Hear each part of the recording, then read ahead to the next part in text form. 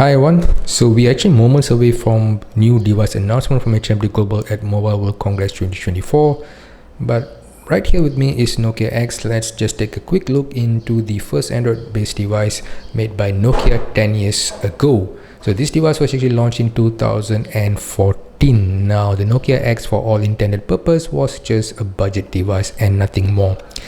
Now you can see how the design is inspired by the Lumia series as well as the Asha series, basically the Asha 500 series, and it's rather a clean design. I would say it is really light, it's really comfortable, and I really like the subtle curves at the back of the device which fits into the contour of your palm, which makes it really easily held in your hand. So a really comfortable experience with the Nokia X.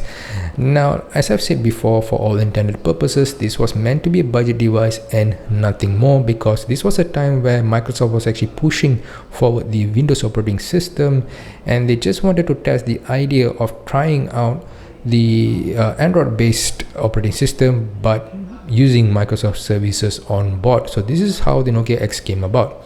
Now let's take a quick look into the device. As you can see, this is a compact device with a Lumia-like design. It's a polycarbonate body which is easily replaceable. The battery is accessible. It's 1500 mAh battery which can easily last a day. This is a dual SIM 3G device, a very good loudspeaker on the back, and sadly a fixed focus 3.15 megapixel camera with no flash on board, a 3.5mm head jack which comes in handy for the FM radio antenna features, as well as a micro USB charging port on the bottom. On the right hand side of the device is the volume rocker and the power button. Sadly no dedicated camera button here, and it's just clean on the left hand side of the device. This is a 4-inch WVGA resolution device. This is basically an LCD display, and you've got a single capacitive button up front. Now if you've not noticed, this looks similar to the Windows operating system user interface with the live tiles and all not, but this is, though resizable, it doesn't actually shows you any live updates because of the limitation of the operating system. Now, as I said earlier, this was done at a time where Microsoft was heavily pushing for Windows-based operating system, and it was nothing more than an experiment to see what would the response be of having Microsoft services on board on an Android-based device. So this is a heavily customized Android operating system here based on Android 4.1.2 featuring the Nokia X platform, but it's not as user-friendly as it is on the Windows counterpart. Now as you can already see the animation of the app and the transition here, now it is powered by the Snapdragon S4 processor, which is the same processor that powers up devices like the Lumia 1020, but you can see that the animation here is stuttery.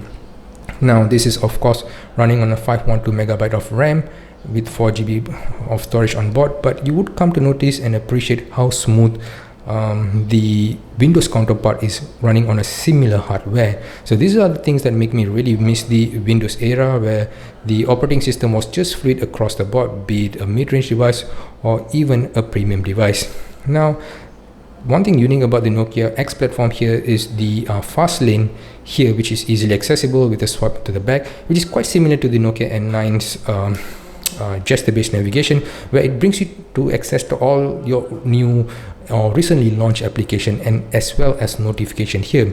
Now one thing to be noticed here, if it's not already noticed by many, is the lack of Google apps here. So all the apps which is based on Google servers are replaced with those based on Microsoft. You've got OneDrive instead of Google Drive. Your browser is based on Nokia Express browser. Of course you can install any third-party browser that you want. Maps is courtesy of Here Maps, and instead of Google Play Store, you've got a dedicated app store as well as Mix Radio and the music gallery here.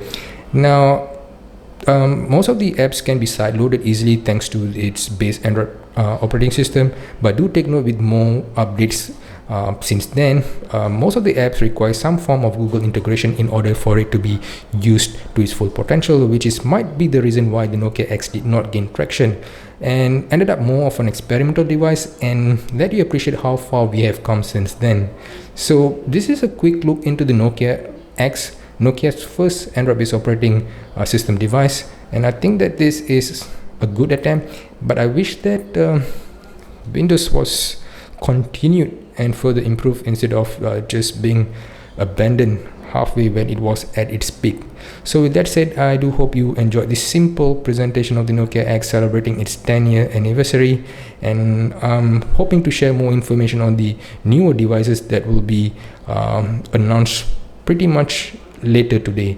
So with that said, I hope all of you do take care and stay tuned for more updates from me in a short while. See you then.